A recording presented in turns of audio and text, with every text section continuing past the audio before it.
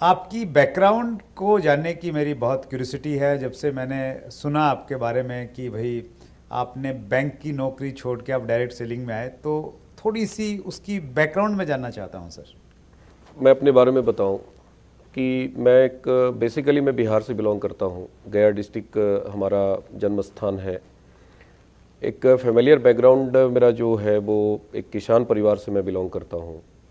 5 भाई, एक बहन, 6 भाई बहनों का परिवार मेरा हुआ करता है। बचपन अभाव में बीता।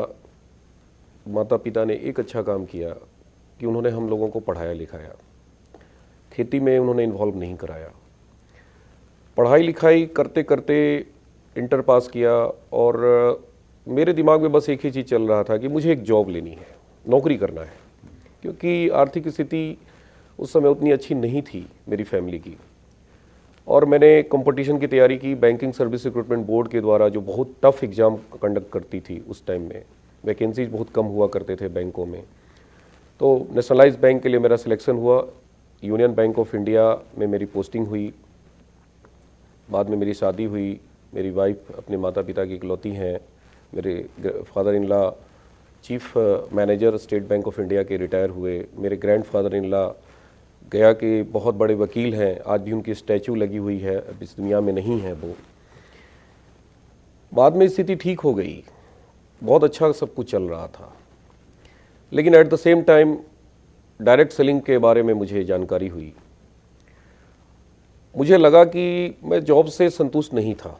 मैं सपने बहुत देखा करता था बचपन में।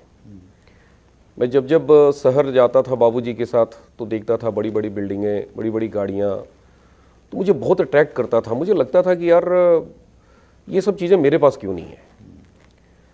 लेकिन अनफॉर्चुनेटली मैं जॉब में चला गया। हालांकि उस समय फॉर्चुनेटली था, बट आज मैं इसलिए बोल रहा हूँ क्योंकि आज जो मेरे पास है वो शायद जॉब से संभव नहीं था। तो कहीं ना कहीं मैं संतुष्ट नहीं था अपने जॉब से। मैं बहुत निराशा के गर्त में मैं जा रहा था। वो नौकरी कर तो रहा था लेकिन मन मार के कर रहा था। हालांकि जॉब मेरी बहुत अच्छी थी। यूनियन बैंक भारत सरकार का बैंक है। आज हमारे बैच के लड़के डीजीएम हैं, डिप्टी जनरल मैनेजर हैं। लाख सवा लाख महीने की सैलरी है, अच्छी लाइफ स्टाइल है, और निश्चित रूप से सर मेरा भी होता। लेकिन उस परम पिता परमेश्वर की मैं कोटि कोटि धन्यवाद देता हूँ कि आज से 15 साल पहले मेरे को डायरेक्ट सेलिंग समझ में आ गया। और मुझे ऐसा लगा, जब मैंने इस प्लेटफॉर्म को देखा, अपॉर्चुनिटी को देखा, तो मुझे ऐसा लगा कि मेरे सारे सपने यहीं साकार हो सकते हैं। जो सो गए थे मेरे सपने वो जागते हैं। और आज मैं क्या बताऊं sir, I have no words to explain my feelings. आपने सर बैंक ऑफ इंडिया की जॉब को रिजाइन करके डायरेक्ट सेलिंग किया?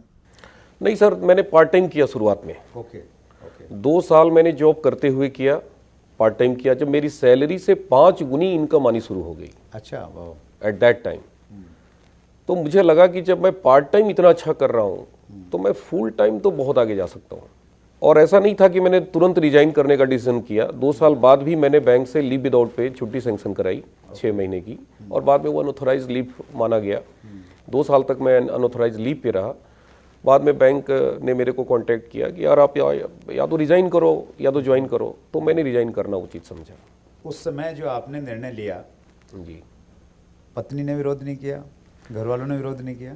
एक्चुअली सर, मैं अगर घर वालों से पूछता, पत्नी से पूछता, तो वो कभी मेरे को अलाउ नहीं करते।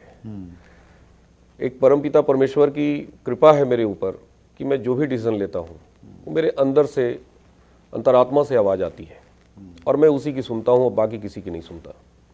नहीं सुनते तो नहीं, लेकिन सुनाया गया या नहीं सुनाया? सुनाया तो बहुत गया सर। अच्छा। सुनाया तो बहुत गया। बाबूजी बहुत खफा रहते थे। वो एक्सपायर की 2016 में, लेकिन एक्सपायर करते करते वो यही बात बोलते थे कि बेटा तुम बहुत बड़ी गलती की, नौकरी छोड़ दिए। घर में अक्सर कुछ अप डाउन भी हुए बिजनेस में। उस टाइम घर के लोगों ने मेरे को बहुत ताना सुनाया, अपनों ने मेरी हंसी उड़ाई, मजाक भी उड़ाया। लाइफ में होता रहता है सर, ये सब पार्ट है जीवन में। जब आप बड़ा काम करते हैं तो चैलेंज भी बड़े बड़े आते हैं। 15 साल में आपको ऐसा लगता है कि भाई आपने जो निर्णय लिया वो गलत लिया था, नौकरी करते रहना चाहिए था, ऐसा आपको तो नहीं लगता? सर मैं आपको रियल बताऊं कि मुझे ऐसा लगता है कि जो लोग आज डायरेक्ट सेलिंग को नहीं समझ रहे हैं वो जीवन में बहुत बड़ी गलती कर रहे हैं। आज नहीं तो कल, कल नहीं तो परसों, परसों नहीं तो बरसों, सर सबको आना है डायरेक्ट सेलिंग में। डायरेक्ट सेलिंग एक अलग दुनिया है, एक अलग सोच है, एक अलग विचार है। जहां से एक आम आदमी की सोच खत्म होती है, वहां से डायरेक्ट सेलिंग की सोच शुरू होती है। और मैं प्राउड फील करता हूं अपने डिसीजन पे। मुझे गर्व होता है कि मैंने ये डिसीजन थोड़ा डिले किया लेने में, मेरे को और पहले लेना चाहिए।